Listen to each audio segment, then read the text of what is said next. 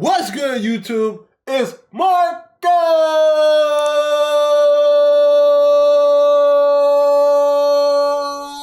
B! Back with another video, man. Today we have a mass killer realizes he's been caught years later. This is by Extra Insanity. I think this is like the Dr. Insanity's second channel or something like that. But anyway, let's not waste no time, man. Let's go ahead and get into this video. Let's see what it's about. Oh, excuse me. I've been burping all morning. Let's see what it's about. But before we do get into that, new video every Sunday, 12 p.m. Central Standard Time on this channel right here. Hit that subscribe button, turn post notifications on, and let's get into it. Hey, are you Ross? I'm Tyler Duncan. I'm with Anderson County Sheriff's Office. This is Steve. How you doing? This is Ross Velarde, and for the last 8 years, he and his wife Amy have been living with a terrifying secret that these detectives are about to expose. I got assigned the case about the homicide that happened in Pendleton in 2015. We'd like to talk to you. You know how crazy?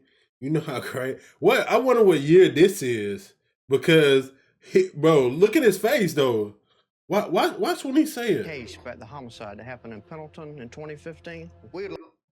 Look at his face. He kind of like, he listening, but you got to peep his eyes. He look up just a little bit. He like, what the fuck? To talk to you. Amy's parents, Mike and Kathy, as well as Amy's grandmothers, Barbara and Violet, were brutally murdered inside their own home in 2015, leaving police with the grueling task of solving a quadruple homicide. As family members, we want answers. But unbeknownst to everyone, Ross and Amy were the killers all along. Oh! We're not here because we think you did it or you might have did it. We know you did it. It's piling up. You don't want to roll the dice on this, I'm telling you. Bro. On November 1st, 2015, Mike and Kathy Scott, alongside their mothers, Barbara and... I ain't gonna lie, you know how up Shit's Creek you is, bro? When the police tell you, we don't think you did it, we know you did it, son. We know. Bro, look, listen. Bro, the police is people that will lie to you. Dead ass. No cap. They will lie to you. But I ain't gonna lie, when he said that shit like that, oh, he not bullshitting, bro. Because they might be like, if they trying to get information out of you, oh, we gonna ask about this, ask about that. Bro said, we know you did it. It's over with. GG's. And Violet were found brutally murdered in their trailer home. Everyone was found with similar injuries, a slashed throat and a gunshot wound to the head made after they died. They were also found with knife wounds on their hands, indicating that each victim had tried to fight back before being killed. There were even bloody handprints on the doors and walls, showing that someone had even tried to escape after they'd been stabbed. The terrifying scene inside the trailer home would go completely unnoticed for the entire day, until, according to Amy, she went to check up on her parents and found them lying dead inside their home. And at around 12:30 that day, Amy decided to call 911. 911, what's the location of your emergency? Oh my God, I need somebody out here. What's going on? Sick motherfucker. There's 4 people. In my mom's house, and Who are these people that are in the house? it's my mom and my grandpa and my granny and my stepdad.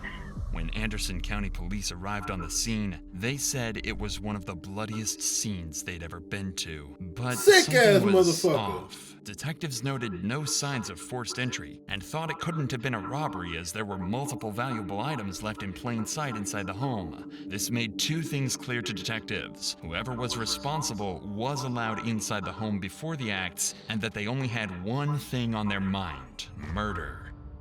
It seemed like this case had to have been committed by someone close to Mike and Kathy, but with insufficient evidence, the case slowly went cold, allowing Amy and Ross to get back on the streets and live their normal lives again for years to come. But police always had their suspicions about this case and were never comfortable letting it stagnate. Amy's Facebook page showed that she constantly had fights with Kathy and Mike over her children, often calling them narcissistic, emotionally abusive, and disrespectful. What's most disturbing was a video of Ross and Kathy's fighting found on Amy's page, where Ross says something that would come back to haunt him forever. Why don't you let Grandma I don't think your grandma wants to deal with this trash. In addition to this eerie statement from Ross, police found something that seems damning. They discovered a photo Mike had sent to a coworker just 2 days before his death, a couple of $100 bills. And inside Amy and Ross's trailer was a neatly organized stack of $100 bills, exactly the same serial numbers as Mike's. At the time, this was all treated as circumstantial, but slowly more coincidences would begin to line up that gave police enough reason to suspect Amy and Ross as potential. So I'm saying the motive is money, but I'm thinking insurance money. And I think they try to play it because they said, like, I don't know, man. It looks like there was money in the safe or whatever. But they probably try to play it off so they're like, okay, we can't take this. Like, this is really playing. Like, this is really actually playing. Like, it gotta be premeditated murder. Gotta be. Killers. So, in 2023, they reopened the case, nearly a decade after the events that put an 2023? end to nearly an entire family. Detectives started by launching a series of interviews with Mike and Kathy's closest peers to try and get a better picture of Amy and Ross, and see if they might have been responsible after all. They begin with Mike and Kathy's neighbor, to learn about Amy's relationship with her mom, and if he saw anything the day of the incident. With the daughter, got angry with her, and kept the children from Kathy. So tell us about that. It seemed that they really tried to help Amy a lot. Yeah, she was on Mike drugs and too. Kathy, they really took care of the kids. And it broke Kathy and Mike's heart. She just really missed the kids, and the two older ladies that lived there, they were used to the kids coming in and out. You think Kathy was afraid at all of Amy and Ross? No, she never expressed that. But it was always the talk of the area that Mike would go to flea markets and he would get some kind of video games that he collected. There was a good resale market for them, and that he would buy any old jewelry that had some gold in it. It was always a rumor that he kept a lot of cash and gold stuff around. Not only did Mike collect jewelry and other rare memorabilia, but it was well known in the community that Mike always had a large sum of cash with him because he feared putting money into the banking system. This made Mike a large target, especially amongst those who knew him well. Wow. I think you've got to be one. Don't tell me he killed this man over some video games. The thoughts that somebody came in and killed those people, I still have nightmares about that. This tells detectives that the murder could have been done for financial reasons, especially That's what I since this figured. fact wasn't a secret at all. Couple this with the fact that Mike's money was currently sitting safely inside Ross and Amy's safe at home. A picture is starting to form of what might have actually happened that night. But still, nothing. Ooh, I wasn't paying attention earlier. That's crazy. So that's his money inside of their safe. That is nuts. They didn't spend it. They spent some of it Nothing for is certain sure. at all, and police next head to Roxy Voorhees, an ex-employee of Amy and Ross's, who worked at their pet grooming business during the months leading up to the crime. Roxy had spoken to Amy almost every day for months before the incident, so if anyone had some information to give, it'd be her. What a name, and Roxy. they were exactly right. Spelt like what they that, though? found was so sinister, it blew the case wide open. Ross had made a joke and said, do you want me to It was a joke at the time. Right. Then later I was like, holy, I'm glad I didn't say yeah. What was your job there? A bather, and Bather. I was learning in the process of grooming. When you worked for the shop, you said they were just getting started, so they weren't very successful yet. They appeared that they were fine. Okay. But then I would hear arguments of them, and a lot of it About was money. money related. When I started working for her, I seen Kathy and Mike at the grooming shop. I was in the back grooming, so I didn't hear everything that was going on, but it was something to do with money. Okay. Throughout working there, she'd always tell me about how she was treated growing up and all. And this is what it means in the Bible when they say the lust of money. They don't say the root of all evil is money. No. The lust for it. You should not go to certain extents to get money, because it's not hard, bro. It's really not hard to get money. You shouldn't be like, bro, no, you should never think I I gotta murder somebody or I need to do certain things for money, bro. I promise you. Just stay diligent, doing what you're doing. You'll get money, bro. You'll get money. This What is kind of weird stuff did she shit. say about how she was treated? Fucking She told goofy me shit, that man. she was always a daddy's girl, and she said her dad he was working on a car and it crushed him, and he was placed in the hospital. Mm-hmm. And her mom decided to pull the plug. She always hated her mom for that. Oh. Detectives learned that their grooming business wasn't as successful as they claimed it was. Based on bank records collected by police, Amy and Ross's proven income in 2013 was $25,622. However, in 2014, Ross spent $14,200 on a Ram truck, $5,700 on... I'm gonna tell you something that's crazy. Boy, brand new? Nowadays, shit. What they say, 2013? What they say, this 14K? Shit! Boy, you try to buy a brand new truck today, your ass gonna pay $70,000 on my mama, boy. On me. Ross spent $14,200 on a Ram truck, $5,700 on a Mustang, $10,000 on a Harley FXE, and another $5,000 on a Harley XL. Close to $35,000 on luxury purchases. But you only made but an $25,000. income of just $25K. $25,000. With these poor financial decisions, the couple needed money, and they needed it badly. In 2014, their business fell short, making just over $3,000 for the entire year. What the fuck? Man, cuz. What the fuck y'all in there? Y'all, yeah, what y'all doing? What y'all bathe? Y'all bathe what? Fucking two dogs a month or some shit? What the fuck? Cuz, you know how bad your business gotta be doing? Like, I mean, it could be stuff to be going on. 25, because you went from 25,000 to 2,000. Bro, that's like, you gotta be, bro. That mean you at work, you ain't taking it, bro. You ain't taking your business as serious as you should. Putting all your effort into it, putting value into that business, being creative, you know what I'm saying? Ain't no way. 22,000? Then the fact of the matter is, what the fuck you got 2 motorcycles for, bruh? You got a motorcycle for $10,000. Man, you don't sell that bitch, man. Folks be tripping. Things were bad, and they were on the brink of bankruptcy. So when the cops found $67,000 in cash hidden in their home, they knew something seriously strange was going on. Ross claims that he'd been saving the money for years, but detectives don't buy it at all. They're certain that, at a minimum, Ross and Amy had to have stolen from the house on the day of the murders. But to some extent, this was all known about 8 years ago, and it's still all circumstantial. For all the cops knew, Amy could have noticed the dead bodies in the trailer and grabbed the cash out of desperation before calling the police. So there had to be something that set this investigation apart from the one back in 2015. However, this case would take a complete 180 after detectives would find their most blatant, crucial piece of evidence yet.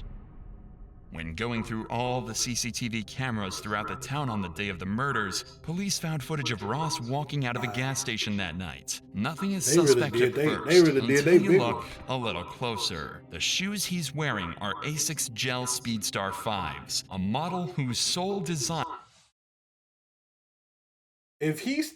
I swear, if he stole this man's shoes and got this man's shoes on, I'm going to fucking spaz. I am going to spaz. I'm going to spaz. If he stole this man's fucking shoes, I'm going to spaz. Just so happens to perfectly match the bloody footprints that were found. Oh, inside okay. the trailer. He's just a This dumbass. claim was even confirmed by the shoe company themselves, and the pattern is unique to this specific model, making it clear to detectives that Ross Vilardi is a cold-blooded killer. All the evidence had come together. The abundance of cash in Ross and Amy's home, Mike's $100 bills in Ross's safe, identical shoes to the killer, and an ugly past with Mike and Kathy. Police now believe they have everything they need to charge Ross and Amy with the murders. Except So, for the weapon. on December 11th, 2023, they decide to confront Ross and Amy at their new home they gonna to talk, finally uncover the truth about that night. Because she got to once feel and some for type all. of way. That's her mama, her stepdad, her Ross. granny. I'm Tyler Duncan. I'm with Anderson County Sheriff's Office. This is Steve. How you doing? How's it going? I got a Then sign again, of she a did case kill him, about so the she a homicide cold, that happened probably in heartless Pendleton in bitch. 2015. Okay. Is Amy here? Cheers. So since she's the one that called 911, I think you were there also. We'd like to talk to you. If you want to come on out, we'll talk to you, and then we can talk to her. Can you describe, I guess, your relationship with Mike and Kathy? I had a good relationship with Kathy. My relationship with Mike was really great, actually. It kind of turned sideways a little bit July 4th. So I think y'all had got married. Finna blame it on him. Year, is that right? Correct. In 2015? Watch the gas light. Watch this gas light. That would have been, what, about a week or so before? The last time that I saw Mike and Kathy was before Amy and I left to come down that Halloween. We had just gotten back from my mom and dad's. She went to knock on the back door, but the back door kind of just like was already cracked open or something like that. And that's when she apparently found the scene that she found. She went bolting back out of the house. I think she called 911 before she called me, if I remember correctly. So you didn't go over to the other trailer? No. Over to Mike and Kathy's trailer? Correct. I never went in that trailer that day. So after you last seen them, you never went in their place again? Correct. Yeah. The Dumbass. detectives are baiting Ross into a trap, as they Dumbass. know based on the So why footprints did- that so- Ross did without a doubt step into the house on the night of the murders. shoes. Later on, they'll be able to confront Ross about these blatant lies in hopes they can Look at his shock face. He him know it's into a over. complete confession. There was a couple of things that kind of were red flags, but I don't know if they have anything to do with this or not. Mike bought and sold a lot of items, and some of the people that he was buying from were pretty shady sometimes. So Of course. that's another kind of red flag that I had as I was trying to just replay Look how he events fidgeted. leading up to the Look homicide. at his watch his look at him. He can't stop Should I have moving his seen hands. something? He's like, We're just starting out with this. If you were us, what would you do? if you see his What do you leg, think happened there, Ross? he trying to calm himself. He's the first gentleman that's asked me that. TV shows that I watch always say, follow the money.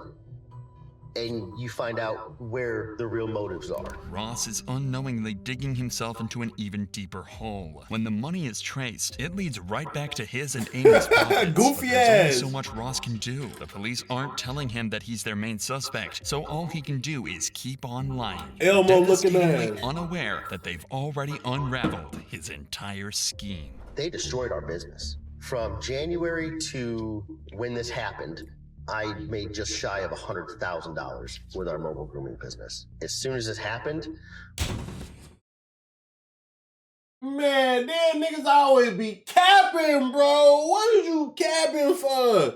You think these folks ain't gonna look into your bank statement and you talking about some?